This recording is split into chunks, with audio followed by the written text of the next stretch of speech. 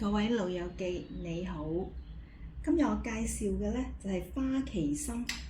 花旗參嘅功效呢就係好多嘅，咁佢呢係有呢個補氣養陰、清熱降火、生津止渴、提神醒腦嘅功效，適合呢啲體質虛熱、捱夜、壓力大嘅人，對於舒緩口乾、喉痛同埋虛火旺盛係好有效嘅。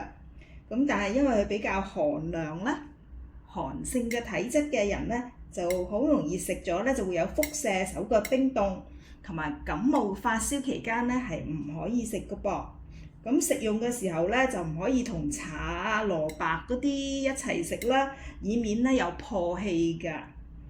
咁譬如有啲女士啊，更年期啊，就好適宜食嘅。不過注意份量啦，太寒涼嘅話呢，或者肚痛啊、發燒嗰陣時，梗係唔食得啦。咁如果喜歡呢條片嘅朋友，就請訂閱、留言、分享。拜拜。